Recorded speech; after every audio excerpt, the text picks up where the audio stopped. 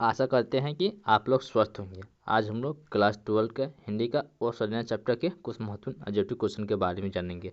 चलिए दोस्तों, देर न करते हुए हम लोग प्रश्न की ओर बढ़ते हैं। वो सरेना का लेखक कौन है? इसका सही आंसर बी, जगदीश चंद्र माथुर। वन का कितना होगा? बी। चलिए दोस्तों, हम अगले प्रश्न की ओर बढ़ते हैं।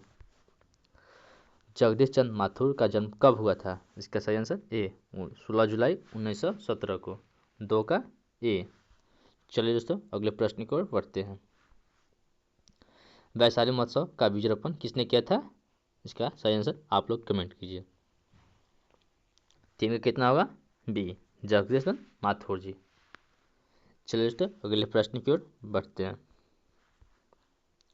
वो सरेना निबंध किस पुस्तक से लिया गया है? इसका सही आंसर आप लोग कमेंट कीजिए। चार का कितना होगा? सी, बोलते छंद से।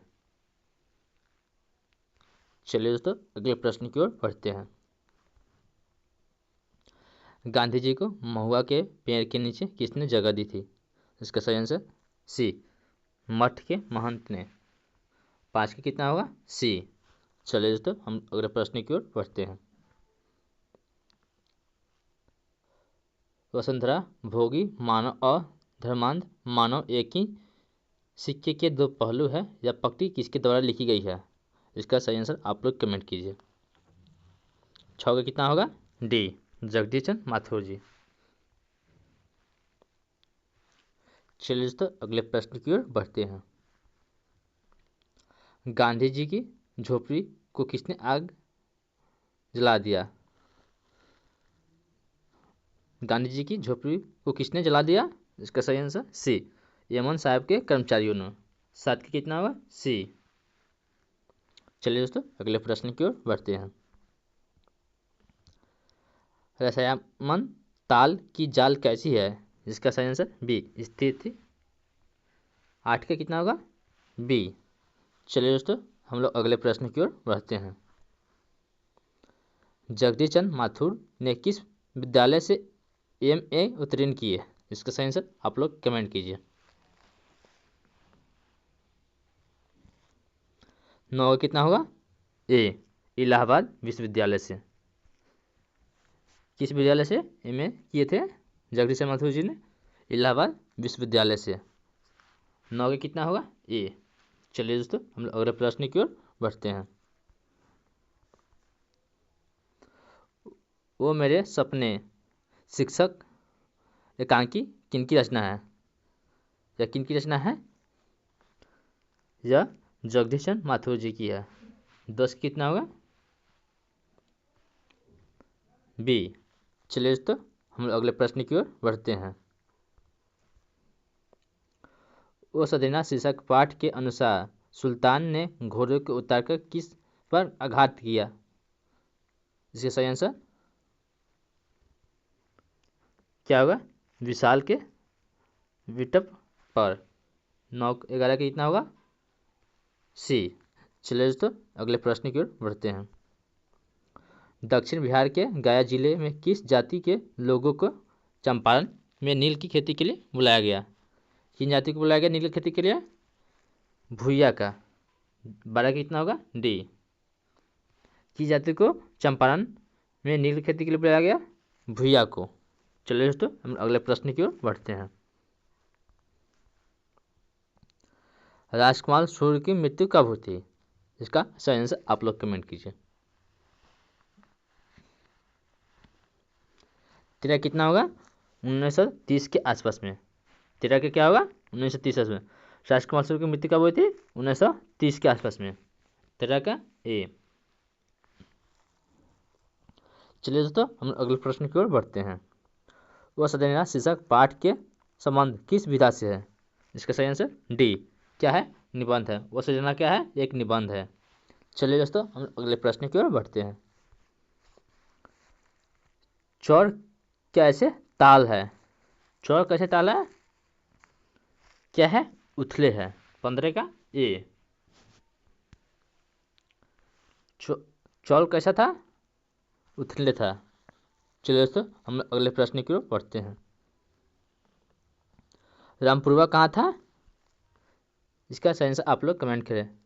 ए है भितरहा के पास, बी में नौगछिया के पास, सी में नदी के पास, डी में देहरादून के पास। 16 का कितना होगा? ए कहाँ था? रामपुरवा भितरहा के पास। 16 कितना होगा? ए। चलिए दोस्तों हम अगले प्रश्न की ओर बढ़ते हैं। गंडक नदी का जल सदियों से कैसा था? चंचल रहा है या स्थिर रहा है, ठंडा रहा है या गर्म रहा है? 17 का कितना होगा? ए चंचल है। गंडक नदी का जल कैसा था? चंचल था। चलिए दोस्तों हम लोग अगले प्रश्न की ओर बढ़ते हैं। गंडक नदी के जल सदियों से चंचल है, यह पंक्ति निम्न से किसके द्वारा लिखी गई है? किनके द्वारा लिखी गई है? जगदीश चंद्र माथुर के द्वारा। 18 कितना होगा? ए। चलिए दोस्तों हम लोग अगले प्रश्न की ओर बढ़ते हैं। जगदीश चंद्र माथुर का कौन सी रचना है? कौन सी रचना है?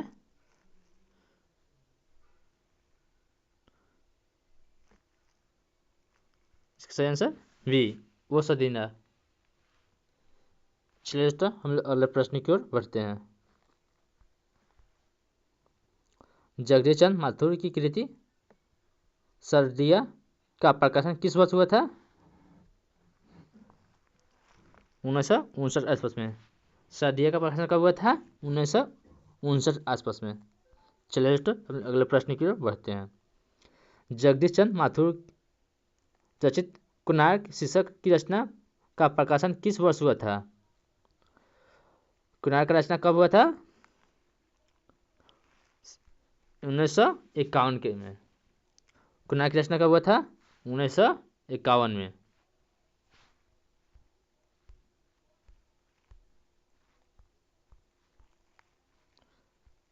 कोणार्क की रचना कब हुआ था?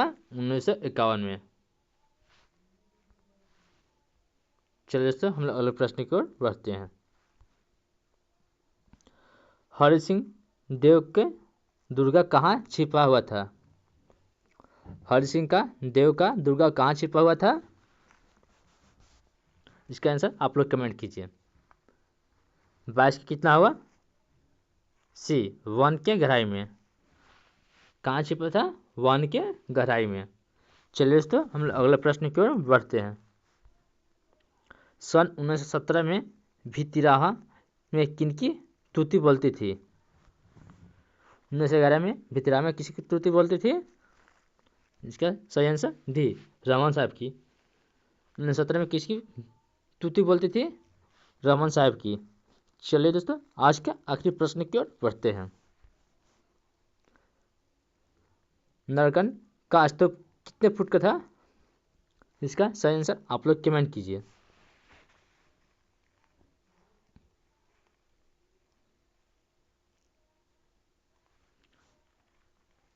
कितने फुट का था? 82 फुट का। 24 कितना हुआ? ए। आशा करते हैं यह वीडियो आप लोग का पसंद आया हो। पसंद आया तो लाइक कर दीजिए और इस चैनल पे नए हो तो चैनल को सब्सक्राइब कर दीजिए ताकि इस तरह का वीडियो सबसे पहले आप तक पहुंच सके। चलिए दोस्तों आज के लिए इतना ही।